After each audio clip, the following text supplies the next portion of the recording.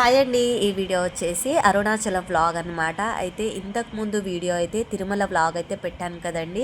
So ఎవరైనా miss అయిన వాళ్ళు ఉంటే కనుక ఆ వ్లాగ్ అయితే చూసేయండి, చాలా బాగుంటుంది. ఇంకా నెక్స్ట్ అయితే తిరుపతి వెళ్ళినప్పుడు అరుణాచలం దగ్గరే కాబట్టి ఈసారైనా వెళ్ళి వచ్చేద్దామని చెప్పేసి ఇంకా అరుణాచలం టూర్ అయితే పెట్టుకున్నామండి. సో తిరుపతి అయిపోయిన తర్వాత నెక్స్ట్ మేమైతే అంటే మంగళవారం నాడైతే స్టార్ట్ అయ్యామన్నమాట.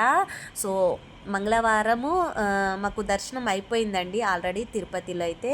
సో మధ్యాహ్నం 2కి మాకైతే ట్రైన్ ఆల్రెడీ ఉండే, కానీ మాకైతే మిస్ అయిపోయిందండి. సో మిస్ అయిపోయింది కాబట్టి మధ్యాహ్నం 2 o'clockకి ఇంకా మేమైతే బస్ అయితే ఎక్కేసి వేలూరు వరకు అయితే వచ్చామండి. వేలూరు నుంచి మళ్ళీ ట్రైన్ ఎక్కేసి ఇంకా నైట్ 11-12 అలా అయిందండి. చాలా రిస్క్ అయిందనమాట మాకు. టైంకి బస్సెస్ దొరకడము, టైంకి ట్రైన్ దొరకడం అలా మాకు జరగలేదన్నమాట. సో చాలా రిస్క్తోని ఇంకా 12 o'clock వరకు అయితే వచ్చేసామండి, నైట్ అనమాట. అయితే ఈ వీడియో చాలా ఇన్ఫర్మేషన్ వీడియో అండి. అరుణాచలం వెళ్ళి రావాలి అనుకుంటే తప్పకుండా కొంతమందికైనా యూజ్ అవుతుందని చెప్పేసి నేను ఈ వీడియో అయితే చేస్తున్నానమాట.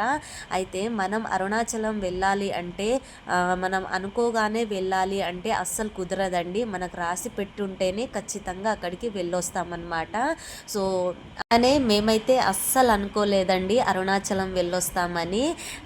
చాలా చాలా పవర్ఫుల్ అనమాట అక్కడైతే. సో ఒక్కసారైనా జీవితంలో అరుణాచల దర్శనం చేసుకోవాలి అనేసి అంటూ ఉంటారు కదండి. సో ఆ భాగ్యం అయితే మాకు దొరికిందనమాట. అయితే మేము ఏ విధంగా దర్శనం చేసుకున్నాము, ఎప్పుడు స్టార్ట్ చేసాం గిరి ప్రదక్షిణ అనేసి చెప్తున్నానండి.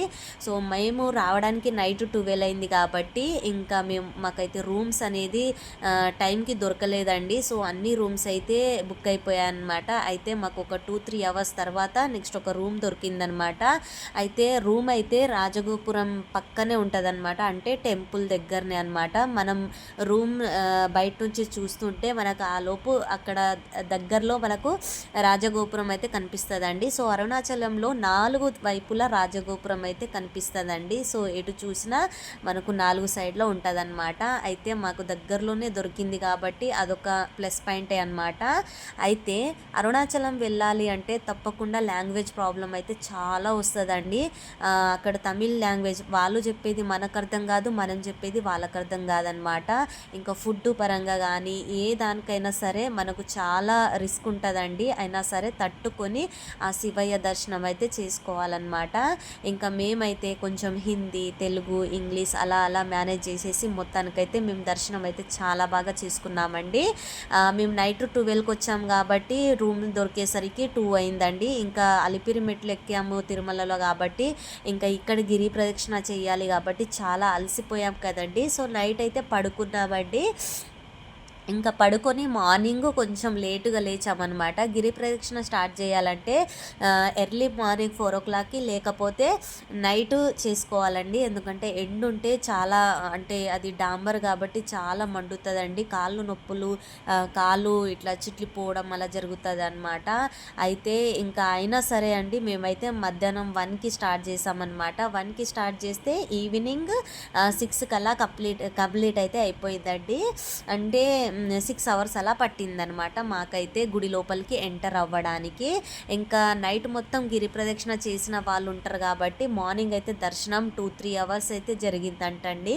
ఇంకా మేము 6కి అలా వచ్చాం కాబట్టి ఆ లోపు రష్ అయితే మొత్తం క్లియర్ అయిపోయింది కాబట్టి మాకు ఒక 1/2 hour అయితే పట్టిందండి దర్శనం అవ్వడానికి. ఇంకా ఆ లోపు మేము దర్శనం చేసేసుకొని మంచిగా నెక్స్ట్ ట్రైన్ అయితే ఇంకా రీచ్ అయిపోయామన్నమాట 9 o'clock అయితే. సో అరుణాచల దర్శనం అంటే భాగ్యం ఉంటేనే, అంత అదృష్టం ఉంటేనే వెళ్ళొస్తామండి. అయితే ఇంకేంటంటే చాలామంది గిరి ప్రదక్షిణాలు 14 kilometers ఉంటుంది అనేసి అంటూ ఉంటారండి. కానీ నిజానికి 16 kilometers ఉంటుందండి. ఎందుకంటే మనం ఇంద్రలింగం నుంచి ఈశాన్య లింగం వరకు అయితే 14 kilometers ఉంటుందండి. మళ్ళీ ఈశాన్య లింగం నుంచి గుడి దగ్గరకు వచ్చేసరికంటే ఇంకో 2 kilometers ఉంటుందన్నమాట. మొత్తం 16 kilometers అనమాట. సో ఈ విధంగా చేసుకోవచ్చండి.